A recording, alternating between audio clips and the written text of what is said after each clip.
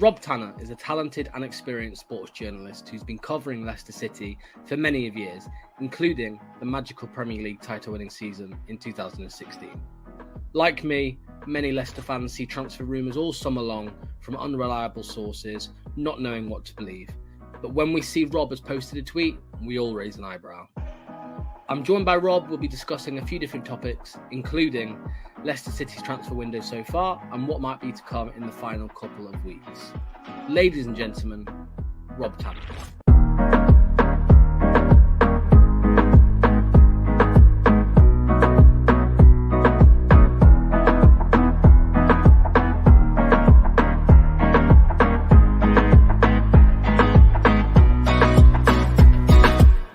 Hello, Rob Tanner. Thanks for joining me. Much appreciated. How are you doing today? You all right? Yeah, I'm good, thank you. Ticking along. It's a busy time of year for us, so but it's excited to see the new season on the horizon now.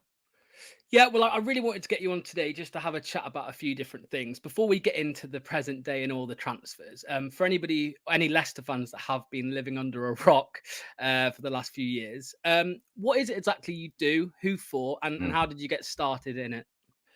I've been the Leicester City correspondent for the last 16. This will be my 16th season, and I started in 2009. The 2009-10 season, the first season back in the Championship from League One, when I started the Leicester Mercury. And then for the last 5 years, I've been working for The Athletic, which came over from the United States and tries to provide more in-depth analysis and articles on what's happening around the game. And not just football, and the Premier League. We've gone global since we've been bought by the New York Times. So we do Formula One and tennis and all the American sports as well. So it's a big organisation, and it's certainly the biggest I've been involved in. I started on my local hometown paper in Tamworth in 1998 as a junior reporter, and was the sports editor for about 8 years before I joined the Birmingham Post. I had a couple of years there before I joined the Mercury. So it's been a good career so far. Yeah, I mean, I remember when The Athletic first started to become a thing in the UK. I remember seeing it and thinking, it looked good. It looked like it had a lot of potential. And now it's everywhere. You see it everywhere these days, especially, certain journalists as well from The Athletic who've got a big following. A few of my friends are Leeds fans, and I always used to see Phil Hay as well. So yeah, he seems like a good guy as well. So he is. On to the present day, Rob. Before we get into transfers, I just wanted to ask you, because I have seen you talk about this a little bit, but how the club's actually managing financially post relegation. Obviously, we got relegated. We had a great year, successful year last season. How are they doing right now? Because I feel like there's a misconception amongst Leicester fans that we're in like a financial, hardship and all of this. Am I right in saying it's more just the PSR side of things that are the problem? Absolutely. I mean, obviously, people will be alarmed at the successive years of losses at around the £90 million mark, which obviously is alarming for any business. But I think people, and I really should do an article on this, but I think people underestimate how big and how cash rich King Power is, the club the company that owns Leicester City and Top as well. I mean, we've seen on a couple of occasions them write off over £100 million worth of loans by converting it into equity in the club, and you can't do that unless you're a very, very powerful, rich company. So it's not a case of Leicester not having any money, and it's certainly that applies to this summer window as well. It's not like they haven't got money. It's not that they have to sell to buy. It's just being responsible with that money, because PSR has had a massive impact, certainly over the last couple of years, when we've seen that that they are willing to punish clubs now with points deductions for breaches of PSR. And obviously, we all know that Leicester are involved in a battle right now with the Premier League over a charge for breaching PSR in 2022-23, the relegation season, when they were budgeting for 7th and finished 18th. So very unexpected relegation. But the club financially is very strong still. They have got a budget for this window, obviously not as much as they would have had at the height of when they were challenging for Europe every year, and that was in the annual accounts. Every year you'd see in the Susan Whelan's notes that the club was aspiring to compete in Europe every year and grow their revenues. But obviously, not quite making it into the Champions League a couple of years had a little bit of an impact on their revenues, and then the relegation had a catastrophic effect on that. So they've been scrambling around now for the last last 14, 15 months just to try and comply with PSR and make those cuts. And we've seen a lot of players leave. Players have been sold as well, and now they're slowly rebuilding again back into the Premier League and trying to get a foothold in the Premier League again. Well, I was going to ask you about the specifics behind transfers and kind of what goes into that, but I'll change my question a little bit. So, we've seen this summer quite a few names be linked, and it seemed, according to certain journalists like Fabrizio Romano and David Ornstein, it sounds like the transfer is going to go through, and then all of a sudden it goes quiet. Do you think that is quite heavily linked to PSR and the club having to be really careful of how much money they are spending on players? Would that be one of the reasons why? Well, I think the reason you see so many names linked, because the club will make inquiries for a lot of players to gauge how financially viable that would be, how much the club wants, how much the player wants, is there any of the clauses involved? And sometimes as well, they make inquiries for players of a certain position because they will gauge then what the market value is for players of that level of experience, and that gives them information then going into negotiations for a preferred target. So it is a long process sometimes. I mean, I know we see some deals done instantly. I mean, Abdul's deal was pretty much done last season, but they obviously had to get it over the line, visas and that's other things. Visas. How easy will we get that player into the club and able to play? So there's a lot that goes into it. But most clubs will be inquiring about a lot of players, and it seems more in the modern years that certainly with social media and the internet, that a lot more sources put out these names as well. And I'm not saying that there's nothing in any of them, but there's a difference between an inquiry and then the genuine interest that will go that will produce then a bid, an offer, or a loan offer as well, because loans aren't free either. You got to pay a loan fee, and you got to pay the player's wages or a percentage of his wages as well. So all of this can stretch out deals. Well, just talking on a loan, obviously Wilfred Zaha was heavily rumoured in the last few days.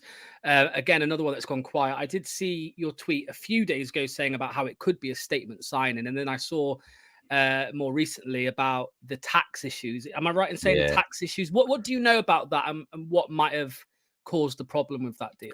Well, from what I can understand, that was going to be a deal that was going to go through, but there's tax implications for the player himself to come back to the Premier League. Right. Okay. What the actual details of that, I don't know, but that's what we've been told. There's tax implications. If he came back to the Premier League, he'd obviously owe a lot of tax, and then who's going to pick up that bill? Would the football club want to do that when it's a loan? Okay.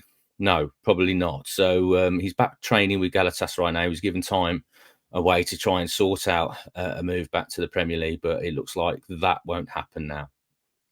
That's a shame, because I'm seeing him linked with a move to Saudi now as well, which and they probably would settle all his tax issues, wouldn't they? And there probably wouldn't be any tax issues in Saudi, whereas if he came back to the Premier League, there might be.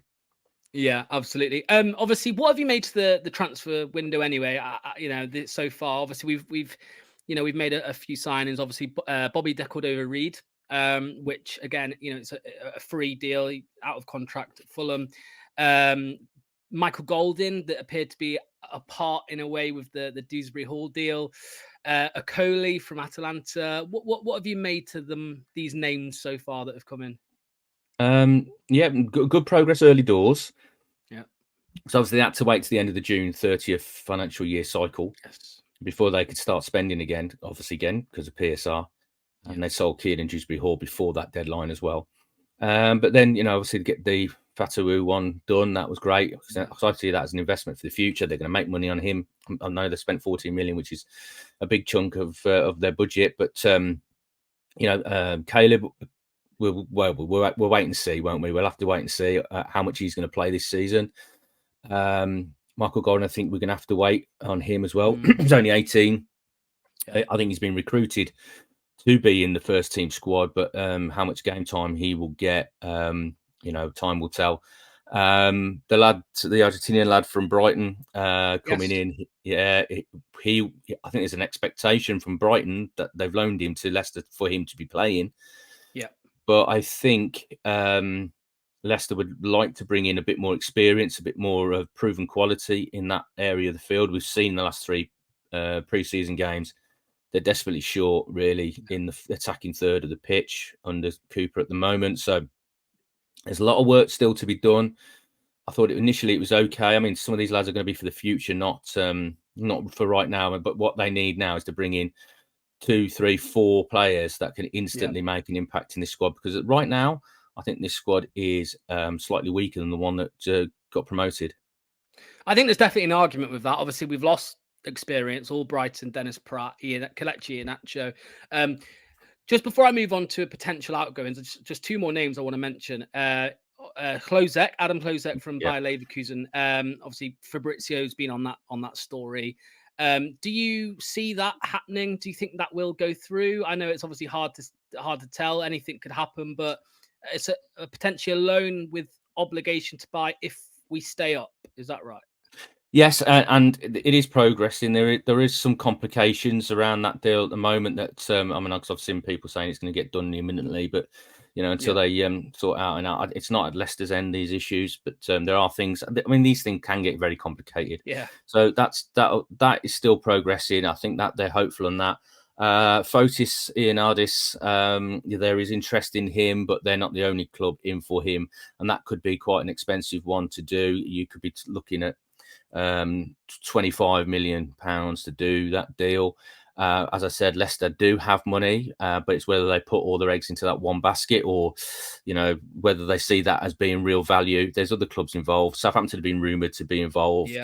Sporting, who can offer him Champions League football, are rumoured to be interested. I'm sure there'll be other clubs interested in him as well because he had a great season last year.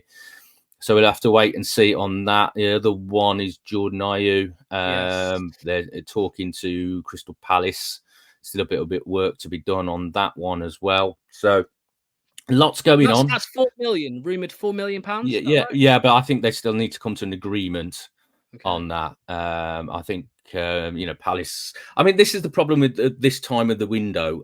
You get all these little bits of deals done early doors, then there seems to be a lull in the market, and then suddenly it all explodes again towards the end. And that's because clubs who initially are holding out on players they might want to move on, or for better fees, and that suddenly then relax and go, okay, well let's get rid of him now. We'll accept that offer. And that can free up markets, and it can be also a dominoes effect as well. As one deal goes through, another one then can get the green light and go ahead as well. So I think we're just in that little lull now in the window, and then I expect it to be busy in the last week or so up to deadline, when a lot of deals, there'll be comings and goings at Leicester. I'm sure. I'm told that everybody's pretty calm. I know Steve's been vocal publicly saying, look, we desperately need players. And they do. He's absolutely right. But I don't see a lot happening before the Spurs game. Well, yeah. But then I think in the throes of the transfer window, you can see, I think there'll be some deals coming in and going out. Yeah, I was going to say it'd be interesting to see how calm they are if it's a particularly poor performance or result against Spurs on Monday. Yeah. Just a little chat here, because I haven't seen too much about outgoings. Obviously, we've already got Suter, who's gone out on loan at Sheffield United. I've seen rumours about Casey McAteer potentially signing a new deal, but also going out on loan. Do you think there's much in that? Well, that'll depend on who they can get in, because they don't want to leave themselves short, but also they don't want to leave themselves overstacked. So it's a balancing act, because we've seen in the past when they've had one too many players, and they've had to pay their wages for 3-4 months up to the next transfer window, and they can't register them. Like Papi Mendy had that situation. So it has happened before. There are a couple of assets they might have to make a decision on that might be able to generate some income for them as well. Bouba Samare, is he going to fulfill his potential? He had a decent season on loan at Seville, but they can't afford him because of the wages he was earning at Leicester City, because they were offering better contracts then. Victor Christensen is another bankable asset, but that would be dependent on whether they could bring in some cover at left back as well. because that would obviously leave them short. They're leaving with JJ and Luke Thomas. So they'd need some cover, I think. But even Pat Sandaka, his injury now, what will certainly scupper any sort of move. But there was interest in him last summer from Bournemouth. That deal didn't go through because the Kiefer Moore deal didn't go through. That would have freed up the space for Patson to go in. So, and Leicester are obviously desperate to bring in new centre forwards as well. So there's a lot that could potentially happen, but as always, it is a knock-on effect. If one deal happens, then that can make way for others to happen. But as I said, Casey McAteer might go out on loan, but that would be dependent on whether they can get people into cover. And that's the same situation in all the clubs. And that's what I mean, why you have to wait to the end of the window. Yeah. The last thing I want to talk about, I just want to touch on it a little bit, because I'm sure you're asked about this quite a lot, is Mr. Rudkin. Yeah. Obviously, he's a bit like a comic book villain, obviously, with the Leicester fans. Rightly or wrongly, I think he's the fall guy from a lot of Leicester fans' point of view. Everyone points their finger at him. I wanted to really know what you know about how much involvement he actually has in transfers, in signings, in contract negotiations, all of this. What do you know about that? I did a piece that created a little bit of a stir amongst some fans, which was basically the story, and I've been working on it for a couple of years. A story of his progress at Leicester City from, being in the academy from a very young age himself, then being released, then coming back and volunteering to coach the youngsters in the early 90s. His pathway through to being the head of the academy, what he achieved with the academy, getting to Cat 1 status, the number of players that we've seen come through to the first team. Yeah. Then in 2014, stepping up to be the director of football. Now, he was the director of football when they've had a lot of success. But he's also been the director of football in recent years when the wheels have started to come off and mistakes have been made. Now, in terms of how involved he is in terms of the transfer policy, he will basically pass down to the recruitment and the manager what the budget is, what they can and can't do financially. The manager will then tell the head of recruitment, which is Martin Glover at the moment, this is the areas of the squad I would like to strengthen in. Martin and then his staff will go away and scout extensively and come back with option A, B, and C in one position. Might be even, going further than that, the amount of options they could have. And then they'll just have a meeting. We'll discuss it with the manager. The manager say, yeah, well, I like him, don't like him, but I like him. And then it'd be up to Jon then to try and see if he can do those deals. And as I said, it's not straightforward because clubs can be reluctant. Players can be reluctant, to make moves. They might have better options, or they might want to keep all their options open and delay. And they might run out of patience and move on to option B. So a lot can happen on that. But then he will try and make those deals happen. And sometimes he'll have to say no to a deal if they think it's financially not right or doesn't present the best value. And obviously we saw that a couple of years ago with Brendan, when Brendan wanted to bring in a number of players. He said publicly he had them lined up. I believe there was there might have been a couple down the ground ready to go, but then with the PSI issue emerged, then it was really up to Rudkin to say, look, this is the reality of the situation we're in, so we can't sign anybody unless you sell. So there's some tough decisions to be made, and he will be, and this is a really important moment because it obviously bore a lot of the criticism from the fans when they got relegated. I don't think you could really legislate for how bad Leicester were that season. I mean, seventh biggest budget and they end up getting relegated like that. It was really poor. But they've come back in now. That they've still got a long way to go to recover from that shock. But he has got an important role to play. But it isn't, as Enzo said last season, when the club's relegated, it isn't down to one man. It's down to a collective. Yeah. And same with success, it isn't down to one man. It's a collective. Obviously decisions are made. I mean, Top shouldn't escape some sort of analysis as well. Absolutely. Because he makes the ultimate decisions. He really does make the ultimate decisions. He is very involved, but obviously he's got a bit more on his plate since the passing of his father now, and he's taken over as the head of the King Power organisation. So, and Susan Whelan as well, because obviously the club need to grow revenues. because the more revenue they can bring in, the more they can spend on the players under PSR rules. So everybody, when things go wrong, deserves scrutiny as well. And I'm not excusing the criticism of Jon either, but I think sometimes I just try and provide a little bit of balance, or a little bit more of a fair assessment. I'd like to think, rather than just say he's the problem, get rid, because it's never that simple, really. That one person is a problem at a football club. If there's a problem at a football club, it's normally because there's lots of things going wrong. Yes, absolutely. Yeah, I think with Rudkin, I think it's a tough one, because I mean, a lot of criticisms come from maybe the like the wages that were given out to players like Patson Daka and Sumari, but then you look at it from another angle and think, well, would they have come if we didn't offer those wages? And I know they've been flops, but they could have been hits. You know what I mean? And I've also said many times around that period when they were signing Daka and Sumari and Vestergaard and offering all this money, it's because Brendan wanted that. Yes. I mean, Brendan wanted to reward his players.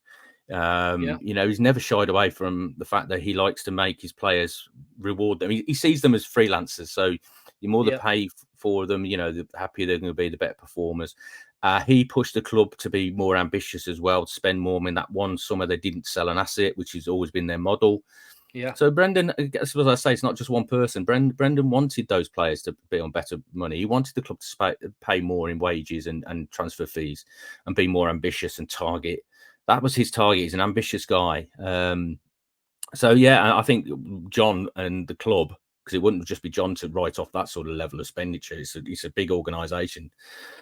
Top would have backed that as well, and given that the green light. Everything seems to come from Bangkok anyway. So they just backed the manager. They believed in him. They thought he was the best manager they could get at the time, and he certainly brought them a lot of success.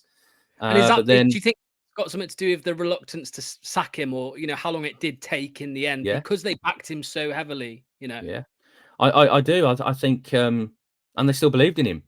Still believed he could turn it around. But I think from that moment when he couldn't get the players in that he wanted, he was probably thinking, well, I've probably taken this club as far as I can now as well. So his heart may not have been in it too much towards the end, because he was coming out with some things where he felt like that wouldn't help the situation. Some of the things he was saying about the players and that publicly.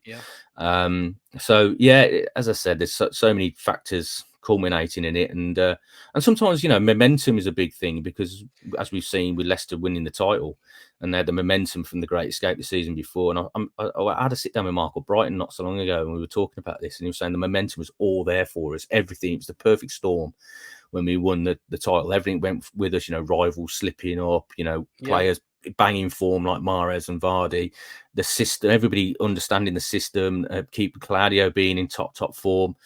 Everything was a perfect storm. He said, likewise, the relegation, he said, you couldn't put your finger on one thing, what was going wrong. It just, like, we got ourselves into a terrible position. We just couldn't get ourselves out of it. And we tried everything they could to try and turn around their fortunes, and it just never happened. Almost like it was fate they won the title. It was fate they got relegated, and they were back after 10 glorious years back in the Championship.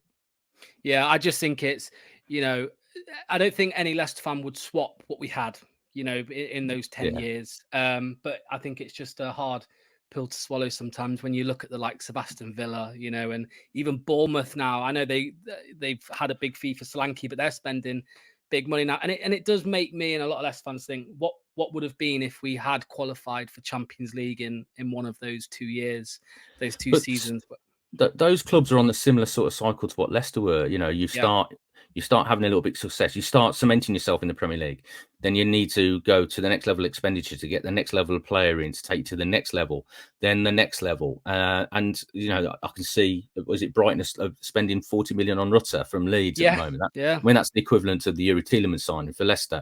And, Brentford spending whatever it was on Carvalho from Liverpool. And, their expenditure's going up now. And you think, well, have they got the revenue streams that Leicester were trying to grow to cover for that expenditure and that ambition to, and if it goes wrong at one of those clubs like it did at Leicester, I mean, Leicester should be a cautionary tale for some of these clubs about the risks involved of being really overreaching yourself a little bit. I mean, COVID had a massive thing to do with Leicester, of course. So they'll be, fingers crossed, there's not another global pandemic like the rest of us, because that could impact them massively. Because unless you're one of the big six, you haven't got the guaranteed revenue. No, yeah, no, absolutely. Do you just last question for you? Do you think the PSR rules? I mean, there's been a lot of talk about them changing and all of it. Do you think it will be scrapped as in its current form? Because at the minute, it's far from it. Well, it feels far from financial fair play. You know, I always look at the FFP name as a bit of a myth. It doesn't feel fair in any stretch of the imagination. It is more to do with sustainability, I suppose, as the PSR states. Yeah, it's going to move to a ratio system. So it'll be a ratio. You'll be allowed to spend a certain ratio of your revenue, of your income. So it'll still be important. It will still mean the big six will have a massive advantage over everybody else because they're global brands. Yeah, They're bringing in money from all over the world. I mean, Leicester have got plans to grow their revenue with all the expansion at the back of the East Stand. Yeah. I mean, again, the pandemic put a kibosh on that for a little bit because all the costs went through the roof because everything went through the roof after that. You know, the materials, the raw materials to make it happen. So, and obviously then relegation, that's not really the right time to start spending a huge amount of money on that development. But if you look at that development, that is guaranteed revenue because that will bring you revenue all day long, all week long, all around the year.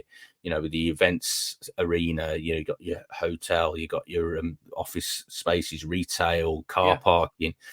That's what the plan is for Leicester because they've tried to grow their global brand, and certainly winning the Premier League certainly gave that a massive boost.